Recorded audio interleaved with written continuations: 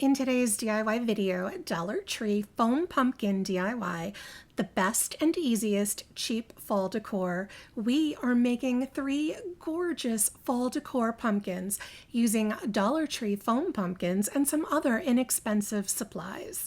This is a quick and easy way to DIY high-end looking decor for your stylish home. You won't want to miss these Dollar Tree crafts.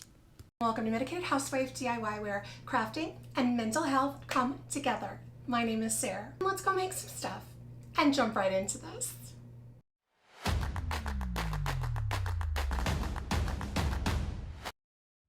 To begin with, for DIY number 1, I'm using this white foam pumpkin from Dollar Tree, and I removed the sticker on the bottom as well as the attached stem that's on the top. It's all one piece, so I simply use a scissors to cut it off since we'll be making our own stems anyway. I'm also using these Mardi Gras beads that are originally from Dollar Tree, but I've seriously had them in my basement for like 10 years, so I am happy to finally be using them. I'm going to be hot gluing the strands of beads to the little indented, the little divot part of the pumpkin. Since I have so many beads, I can afford to snip off all those like discolored and misshapen ones that are in the bunch, and I continue gluing all around the pumpkin until it is fully covered from the top until you get to the bottom. Once they're all glued down, we want to cover up that lovely gold color, which actually isn't too bad a color for a Mardi Gras bead, but for our purposes, I am using Waverly White chalk paint, and I will link that for you in the description box below. I want to make all that gold disappear so that this paint, it has pretty good coverage. So I'm going to start by using a small brush to cover up all the beads and to get in the small spaces behind and underneath the beads. And I believe I end up doing 2 coats total, but you might even be able to get away with 1 coat since this paint is pretty opaque. After the beads are painted, we want to paint the foam part of the pumpkin as well, even though it's already white, but it has that obvious styrofoam texture and we want to cover that up. So I use a larger brush to give the entire pumpkin a coat of the chalk paint. Once the chalk paint is dry, I grab the Folk Art Antique Wax, and I'll link that for you below. And I start with a smaller, rough, dry brush and sparingly dip the brush in the brown wax and kind of brush and rub the color into that area where the beads meet the foam pumpkin. It's just in that little edge there, just to give it a distressed, kind of an old and dirty look. Once all those edges are roughly brushed over, I give the tops of the beads a dry brushing of the wax too, because I want them to look aged as well. Then, using a larger dry rough brush, I dry brush some of the wax over the foam part of the pumpkin, just lightly to give that some distressing too. I end up borrowing some of my clay stems from an earlier pumpkin video, so I'm showing you the footage from that video here so that you can see how those are made. I use DAS, that's DAS air dry clay, roll it into the shape of a thick stem, and I use a wood dowel to make indentations in that stem. Then I pinch 4 edges together to make the stem look more authentic. I also flatten the bottom of it and give it just a little twist, much like a real stem would be. I then insert a toothpick into the bottom of the stem so that it will slide into the top of a foam pumpkin easier, and I give the clay 24 hours to harden. I started painting the stems using a beige paint color, and then I followed that up with some antique wax to deepen that color. I also used the antique wax in the little lines and wrinkles to give the stem more depth.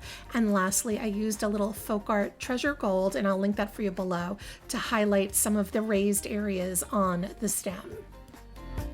And this is how DIY number 1 turned out. I love the fact that I used my old Mardi Gras beads to create this antique-y looking pumpkin. It's a little rustic, maybe a little farmhouse, but all in all, I think it's very charming. Plus, it works well with the recycled clay stem that I use, so it's a win-win there. But I want to know what you think. Do you like this Mardi Gras beaded pumpkin, and what would you have done differently? DIY number 2 also starts with a Dollar Tree foam pumpkin, but this time I am using unbleached coffee filters, and I used the unbleached because I wanted that brown kind of beigey color, and I cut a bunch of them into quarters to begin with. We're using Mod Podge, which you can get at Dollar Tree, and we are basically going to decoupage the coffee filters onto the pumpkin. So I paint the Mod Podge onto the pumpkin and then stick a piece of filter over that and brush more Mod Podge on top of the filter. Basic decoupage, you know the drill. I keep adding more Mod Podge and more filters until the whole pumpkin is covered, minus the stem part because we don't need to cover that. I'm not too worried about keeping the filter smooth because I kind of want some texture with those lines and folds that occur naturally on the filters. I was hoping for a leather-like texture, but I didn't want to do too many layers of filters. I still wanted all of the contours of the pumpkin to come through, if that makes any sense. So I basically covered the pumpkin with one layer of the filters, and then I set the whole thing aside to dry. Once it was dry, I was pretty disappointed in how light the overall color was. I was hoping for it to be a bit darker, so I decided to give a color wash. I mixed the antique wax with plain water and brushed the mixture over the pumpkin, and I think I did at least 2 coats of that wash to try and deepen the overall color. I used the antique wax without any water on a small dry brush to add some depth and contouring by painting those indented areas, just to emphasize the different parts of the pumpkin. I decided to try my hand at making a rope stem for the pumpkin.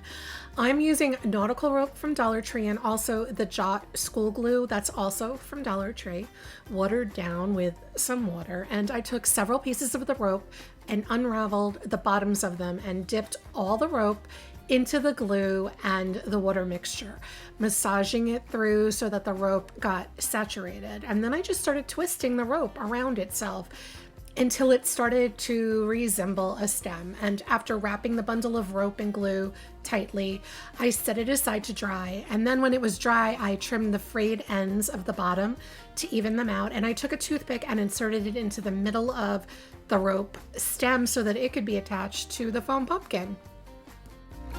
And this is how DIY number 2, my coffee filter decoupage pumpkin, turned out. I have to admit, I was disappointed in the coffee filter effects. I was really hoping for more of an old, distressed leather finish overall, but it was not really a deep enough tone, and the texture wasn't leathery enough, but it still has some rustic charm to it. I don't hate it, but truthfully, I don't love it either.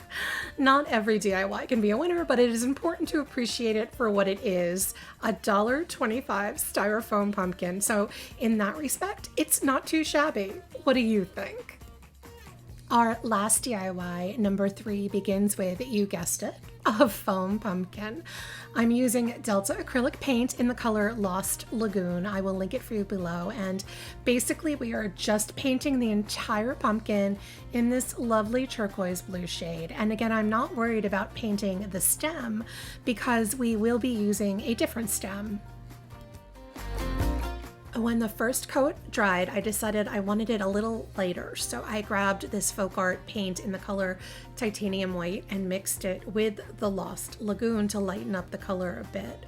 And then I applied this lighter shade as my second coat, and I allowed that to fully dry. I'm going to add the word fall to my fall pumpkin. So what I did was print out a nice script with the word fall, covered it with a piece of parchment paper, and proceeded to use my hot glue gun to trace the word in glue. This way, the word will dry solid but not be stuck to the parchment paper, and we can then apply that word to our pumpkin. You can obviously do this with any word or any picture, really. It's easy enough to simply trace whatever you want.